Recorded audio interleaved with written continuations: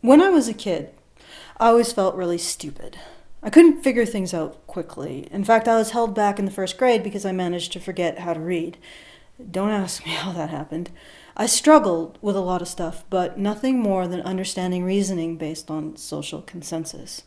There's a whole maze of thought based on social consensus. It just is because we say so. But whenever I encountered that form of learning, the form of learning based on social censure, don't say or think or do this thing because people won't like you, quite frankly, I couldn't wrap my head around it. It wasn't that I felt I was better than anyone else, or that the rules shouldn't apply to me, or that I didn't care about what people thought of me. No. For me, it was more like being faced with a Temple of Doom-style death trap. A hall full of tiles with symbols you can't read, but if you step on the wrong one, you fall to your death. I couldn't figure it out logically or intuitively. I knew the consequences for getting it wrong, but it didn't make sense to me. It wasn't my language. I simply didn't know how to reason using social disgust, and that left me stranded and feeling helpless. And yet it seemed to be the language that everyone spoke. I've always found myself taken aback by the speed at which social justice warriors and feminists can construct, well, I really can't call them counter-arguments to what I say, but spin a narrative that details exactly how I'm a misogynist for saying it. I'll throw a well-researched list of sources or even a succinct and novel bit of lateral thinking, and with the skill of a sushi chef that moonlights as a circus knife act, they can slice and dice whatever I throw at them down to how I'm obviously the woman-hating antichrist. Here's my thesis. I think you'll find everything is in order. I've printed out all of my sources, all of them. You'll find our primary. I've already read all of your sources, and I have already created a 5-part series on how your sources prove that you are the devil, the misogynist devil. I suggest you educate yourself. I mean, I can think really fast on my feet, but I can't hold a candle to the average social justice warrior. You've probably seen it too. Internet personalities that are great at deconstructing social justice warrior arguments when they're creating a blog, video, an article, when they're doing it on their own. But the instant they get in front of a social justice warrior in real time, that social justice warrior can run rings around them. So what's going on? Why are social justice warriors so clever?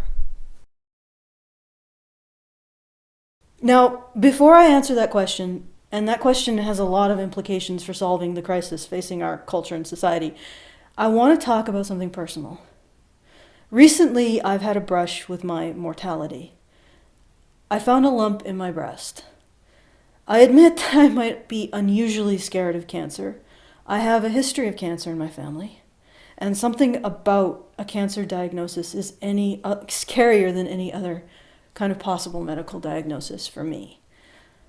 And I remember one particularly terrifying moment after I confirmed that yes, the lump had not gone away in the meantime. It felt like everything had narrowed down to a point in time, and that point was sheer terror. In that moment, I didn't see a divine light, infinite calm didn't descend on me. No, instead I asked myself, what do I need to do before I die? The first answer was life insurance.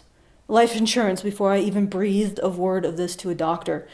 I'm the only one in my immediate family with an income right now, and I need to make sure my husband and possibly my father are taken care of if I die. The second answer was very personal, probably not appropriate to talk about. And the third answer is to get my job done. Get you all the tools you need to fix his problems. Make sure Honey Badger Brigade can continue independent of myself, and then let go. As I listed the things I needed to get done, my fear for my own life never dulled for a second, but it did recede in importance. I have a job to do. The pain of being mortal will never end, but if we belong to something bigger than ourselves, it can be endured. I'm going to come back to this thought again. But first, let me get on with my job.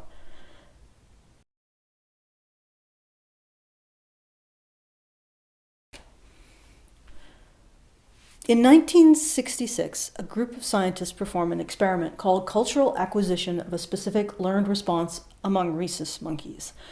It's a very boring study. I don't recommend reading it, but an apocryphal story about consensus and social condemnation evolved out of that study. The story goes something like this. There are 5, 8, or maybe just 3 chimps in a cage. In that cage is a banana. In some versions of the story, the banana's on a ladder. In ours, it's just sitting on the floor. When a chimp picks up the banana, electricity flows through the floor of the cage, electrocuting all the chimps within it, including the miscreant who picked up the banana. After a few rounds of getting their feet zapped, the chimps learn that when any one of them picks up the banana, they're all punished. Very quickly, they establish a new behavioral rule and beat the crap out of anyone who defies it. Don't touch the motherfucking banana. Now, let's imagine we start replacing the chimps in the cage one by one. Each time the new chimp reaches for the banana, the other chimps who've experienced the electricity lay the smack down on him. Each new chimp learns the rules until there is no chimp left out of the original 3 who were taught that touching banana means being electrocuted. And yet all these new chimps continue to enforce the rules without even knowing why. Don't touch the motherfucking banana. We don't know why, but that's just how we do it in this cage. These chimps have found an equilibrium in this little microcosm of a society, but let's add in a little self-awareness to make things interesting. What if one of the new chimps asks, why can't we eat the banana? No one has an answer for him anymore. No one has an answer for this question. They just have learned through extremely painful trial and error that you don't eat the banana, not in this cage, unless you want to get your ass beat. But of course, by the time you beat the shit out of someone for doing something when you have no clue why they're not allowed to do it, you're sort of emotionally invested in justifying your actions. We beat you because it would be worse for you if you touched it than if we beat you. What's worse than getting my ass beat? The banana will make you sick. But you beat me so bad I puked. If you touch it, you'll grow hair on your palms. Well, I got hair everywhere. Who cares? Bananas will conquer your race and rape your sister. Well, I don't have a sister. If you touch that motherfucking banana, you won't get into chimp heaven. Oh. And if you question me again, you'll get another beating. And now our cage of chimps is building a new unquestionable assumption. Thou shalt not touch the motherfucking banana. Further, thou shalt not ask why thou cannot touch the motherfucking banana. But a new problem arises. Because every chimp worth his chimply salt loves bananas. He wants to rub bananas all over himself, bathe in fountains filled with bananas. So what's a God-fearing, banana-loving chimp to do with a desire that cannot be satiated in any socially acceptable way? He channels it into disgust. That banana isn't ripe and delicious, it's really full of fungus and parasites. And even if it looks good on the outside, it's probably poisoned. Using this sort of sour grapes thinking, the chimp can avoid seeing his submission to social consensus around the banana as submission, but as his own choice to avoid something obviously disgusting. What kind of disgusting perv wants to eat a slimy banana? Bleh.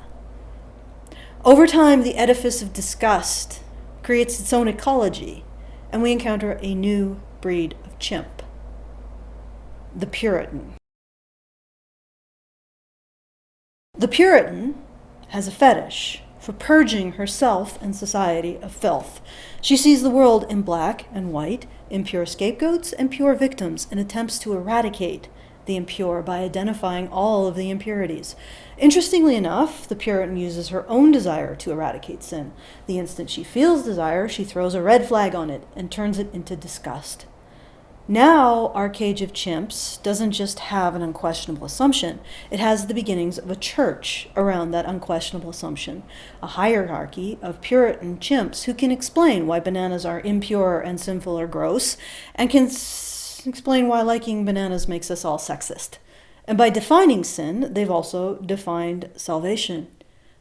This cantaloupe It gave of its own flesh, so that we might be saved from the sin of eating bananas. The cantaloupe now represents vulnerability, sacrifice, purity, the perfect spiritual object, all in one. Welcome to disgust-based morality. Disgust-based morality is fundamentally transactional. You offer compliance in exchange for social acceptance. In that sense, it isn't governed by higher cognitive functions such as the sympathetic response triggered by motor neurons mimicking another's pain, but the lower cognitive function of disease avoidance. You avoid filth that could make your social body sick in the eyes of others. Disgust-based morality also alters our ability to reason. That's why people steeped in authoritarian thinking can't follow simple logical lines if those lines oppose the map carved into them by disgust. Every stable system up to this point has had to have some way of dealing with the self-righteous who are incapable of functioning on a higher cognitive level. Their ability to maintain pro-social behavior is deeply tied to their sense of disgust and purity. Their ability to comprehend situations morally is sort of stalled out at the level of an infant spitting out peas. It's gross, therefore it's bad. It's pure, therefore it's good. There's evidence that we all conform our memories to that of the overall social narrative. At this point, we just don't know the mechanism by which we do this. My proposal here is that we use disgust. Puritanism is more than a set of beliefs. In fact, the set of beliefs is actually irrelevant. What's important is that Puritanism is a way of structuring your thinking about the world. The Puritan uses disgust as a data sorting algorithm for the input that she gets. This is a normal brain. See all the interconnectivity? The normal way we process things is to apply a number of sorting questions. Is it safe? Is it edible? Is it tasty? Etc. But disgust-based thinking replaces all of these questions with a, is it pure, impure, around thinking itself. As we apply disgust-based thinking, we start creating blocks around certain thoughts, feelings, and memories. In this case, anything that has a passing association with bananas. Cucumbers. They're long and skinny, obviously bananas in disguise. Grapes. Green like cucumbers and sweet like bananas, so they'll definitely lead a chimp to sin. Frogs. Well, we don't quite know how they're related to bananas, but they're green and slimy, so it's best to shove them in the gross bin anyway. Gradually, disgust ends up pruning a great deal of the interconnectivity of the brain. More processing power is devoted to sorting new information into pure and impure. Is this connected to the impure? Yes or no? Instead of a canopy of interconnections, the disgust-based thinker's brain turns into this. A binary tree with one branch, a single question, and a single pathway. This is what a non-disgust-based thinker's input tree looks like. At each node, a new question is introduced to sort information. Each node is a new question, not based on purity, but based on connection. Does this connect to this? This is only a simplified two-dimensional diagram. The real thing is like a dense three-dimensional bush. Sorting using this method takes time. There are so many possible subcategories and connections. So fundamentally, a disgust-based thinker has just one question.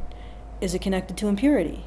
A non-disgust-based thinker has many, many, many times more questions to figure out all the connections any bit of input has to the other things in his brain.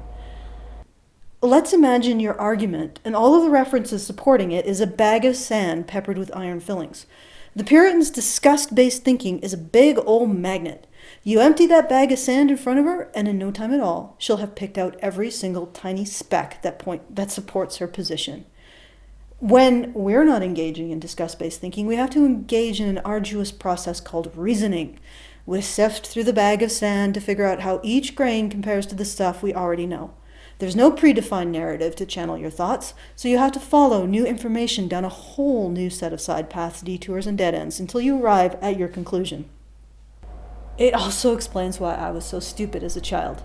Quick children are able to go quickly from curiosity about something to an authority saying that's forbidden to making up some explanation for why that forbidden thing is disgusting, putting a disgust flag to repel themselves away from that thought, and thus pruning their brain. For most of my life, I wasn't smart or quick enough disgust thinker to be able to manage this process. And it does take smarts to explain to yourself how something is really disgusting when all you know is it's desirable and forbidden. Puritans are just really good at this process. And ultimately, disgust-based thinking repels you away from not just certain things, but certain pathways of thought. The more disgust, the more pathways you're repelled from, until you're basically just running full tilt down a single track with no deviations. But for a disgust-based thinker, you step 1 degree from that track and you can't think at all, which is exactly why a Puritan's thoughts can achieve such incredible speeds, but only in one direction. The Puritan thinks so quickly because she has no distractions from her conclusion, and her conclusion is always that you disagree because you are an agent of Satan, or patriarchy, or patri-Satanarchy.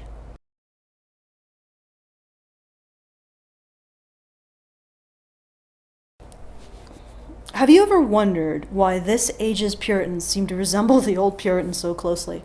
Just switch their buzzwords. Replace integration with racism, chastity with feminism, sluts with internalized misogyny, cads with sexist, communism with capitalism. They desire chastity, but they don't call it chastity anymore. Instead, they call it feminism. Feminism is the state of absolute female freedom from any sort of male influence. It's sort of a spiritual chastity rather than physical. Their word for Satan is patriarchy, or anywhere men can be blamed for having power over women. The feminist phrase for being a fallen woman is internalized misogyny, a woman who's controlled by a man from the inside out. They search for every iota of influence a man could possibly have over a woman, in particular her consent to a sexual act, including a man making a woman horny. You're using my biology against me. Feminists don't shame women for not saying no to men. By enforcing their form of chastity, and creating increasingly broad definitions of force and coercion, they try to make it impossible for a woman to give a legally binding yes. And like sexual liberation, social justice warriors can't really handle racial integration. In their dogma, black and white can intermingle physically as long as the rules of psychological segregation are strictly adhered to and no cultural exchange takes place, as cultural exchange is either appropriation or hegemonic, and black people must remain psychologically segregated from white people. Black people's moral choices can never be seen as equal to white people's. Likewise, women's moral choices can never be seen as equal to men's. If they were seen as equal, feminists would have to stop portraying women as victims of women's own choices, because they couldn't blame men for them. This leads to maintaining racial and sexual purity, not through clear physical rules, but through black and white psychological categories. We're stuck eradicating an endless stream of invisible bananas that only the Puritans can see because they carry the invisible banana within themselves. Remember how I said the Puritan uses her own desire as a starting point for sorting the world into pure and impure. The instant she feels desire, she throws a red flag on it, and it turns it into disgust. Social justice warriors are no different. They fully admit that they're racist and sexist. But somehow they think that admitting it and forcing everyone else to admit it and follow the new rules of sexual and racial purity makes them better, rather than them dealing with their own desire for segregation and sexual chastity and leaving everyone else out of their fucked up psychodrama. So when you ask yourself why social justice warriors' goals seem so similar to that of other Puritan movements throughout history, disgust-based puritanical thinking isn't about what you think, but how you think or don't think. Social justice warriors and feminists are neo-Puritans, inheritors of the same ways of thinking that motivated this. Angry mob chanting, lynch her, lynch her. Here on this end that the students are in. This is this. Ashamed of yourself. You're fucking scum. You are fucking scum. Fucking rape apologist, incest supporting, woman hating, fucking scum. This is what men's rights look like! This is what men's rights look like! This is what men's rights look like! This has the same motivation as this.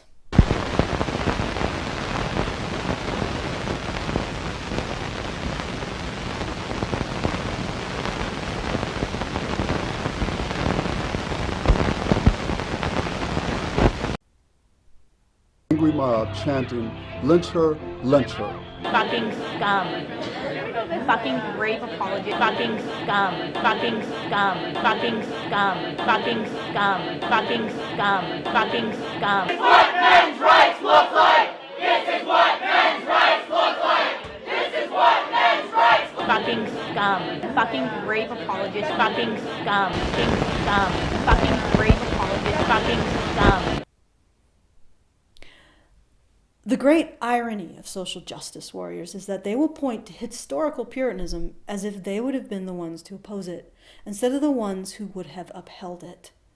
Again, this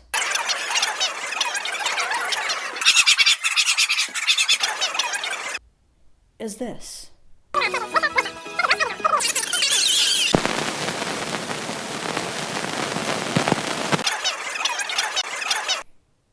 It's not what you think, but how you think. You think in the same way that these women thought, in terms of purity and self-righteous disgust.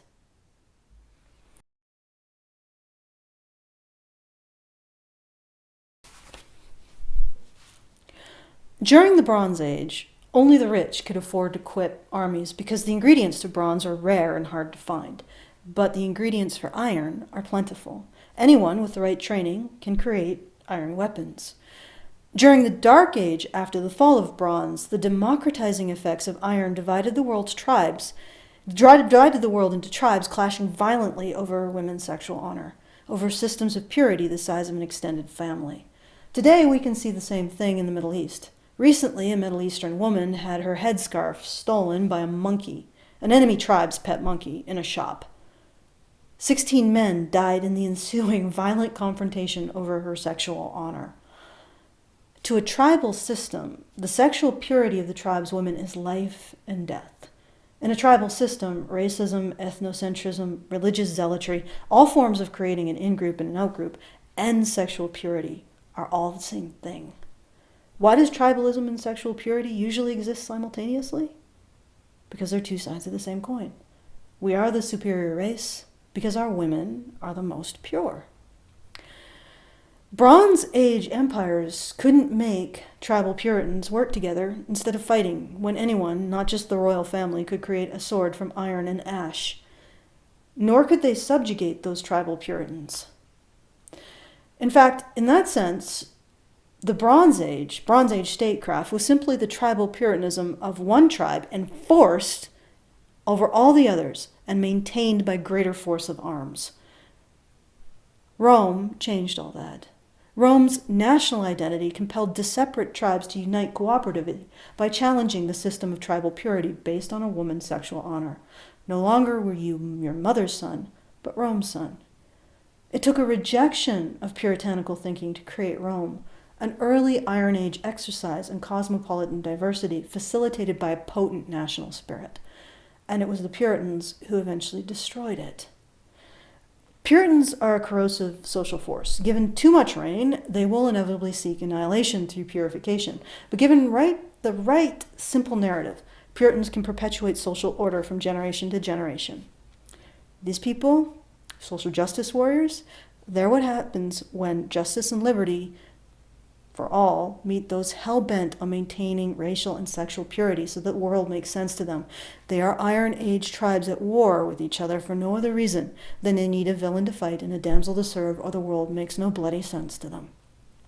So at the end of the day, if you want to create a sustainable civilization, you have to do something with the Puritans. At the end of the day, your lofty morals still have to promote social order in the pit of voles. Because once again, the Puritans are at the gate, vandalizing monuments, burning libraries, flouting rule of law, shitting on history. Once again, the Puritans are forcing us to evolve or die by tearing everything to pieces.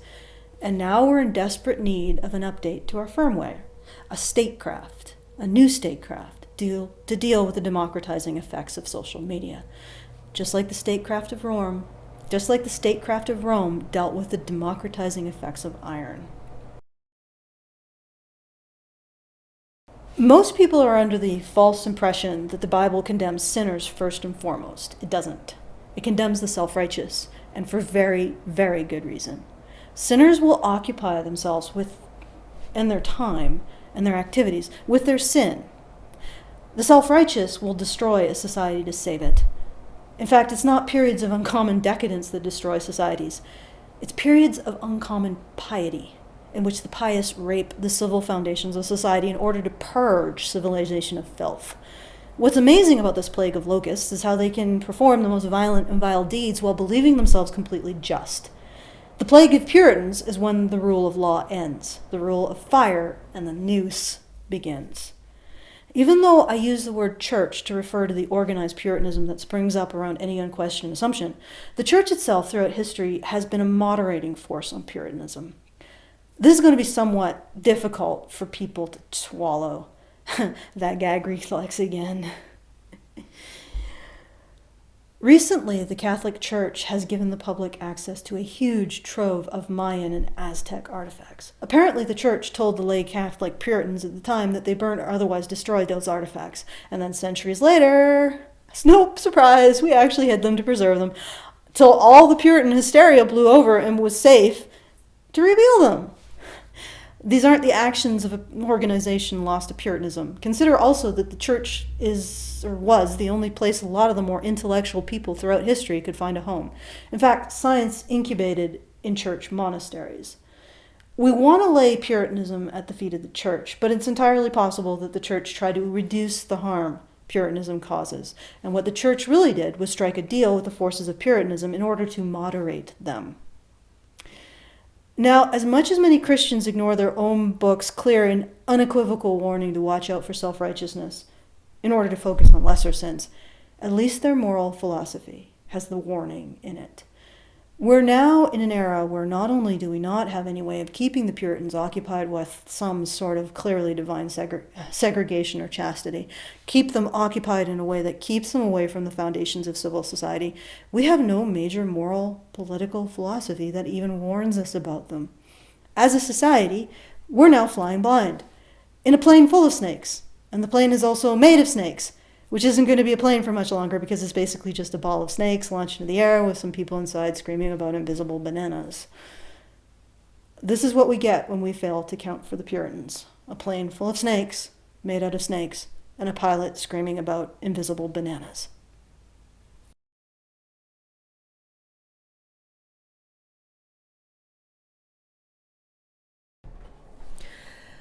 As of this writing, the last installment of this series was a month ago. I wanted to be much further along, but Honey Badger Brigade's legal fight against ideological Puritanism in our own age heated up rather suddenly when the Mary Sue and the Calgary Expo's lawyer attempted to get our case dismissed or delayed with a summary judgment. If you're interested in helping out with the trial, the link to our fundraiser is here. We need help to get all of the witnesses to trial, as well as making sure the courtroom isn't empty when this gets in front of a judge. And if you can't support financially, then attend the trial if you're able. Our legal agent, Harry Capito, has told us that the last point will be critical. All information is in the fundraiser link below.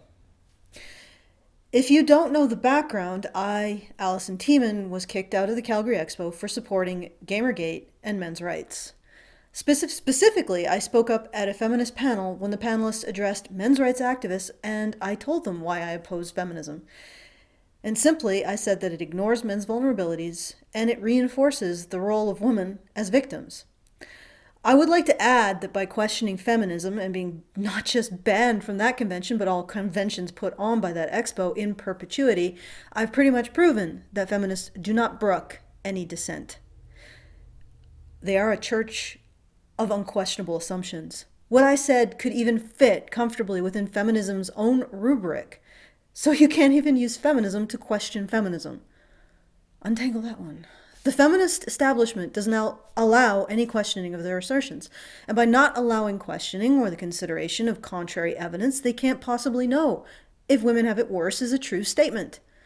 Feminism is a courtroom that burns all exculpatory evidence, then pronounces the defendant guilty by virtue of having no exculpatory evidence. They are asserting women are victims based on what? Not just a lack of knowledge, but actively burning any contrary evidence as heresy. Any questioning of feminism is pure. It's impure. It's misogyny. I was called a harasser for disagreeing with feminism. And what can you do? Well, you can sue. which is exactly what I'm doing. This case is critical to establish a questioner's right to be a questioner. Critical to not allow ideologues to cast disagreement with their unquestionable assumptions as criminal and immoral. Critical to set a precedent protecting dissident artists from being financially punished for not engaging in groupthink. Incidentally, this fundraiser has been getting a lot of pushback from individuals of a certain merit who are once again trotting out the usual complaints that we are scamming people for money. I just want to point out two things. First of all, I didn't take up a sword and do battle against a corporation that wants to exert ideological control over creators for my own health. You don't engage with the legal system because you just enjoy weaponized bureaucracy that much. I was asked to take up this lawsuit by people involved in Gamergate and men's rights. I was asked because there's a hell of a lot of individuals sick of watching others roll over and take it. The second reason is this. If us creators don't take a stand for our right to a question, the puritanical forces win. I have an obligation to protect the creative freedom of my fellow artists, and I will fulfill that obligation to the best of my ability. Ask yourself, should the right to question be protected? If your answer is yes, go here and donate one time to our current fundraiser. There are 2 days left on the clock. Or if you want to support us protecting the act of questioning on an ongoing basis, please go here. All social change starts with the right to question. Now on to business.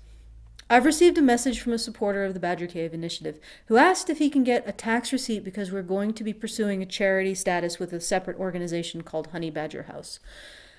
If you're an accountant who has more information on these kinds of questions, drop me a line, but at this time the answer is no, because my suspicion is that Canada Revenue won't allow us to issue retroactive tax receipts. If the Canadian government even does allow us to be registered as a charity in the first place. I've also received a letter from one of our supporters who's finally received his rewards. Yay!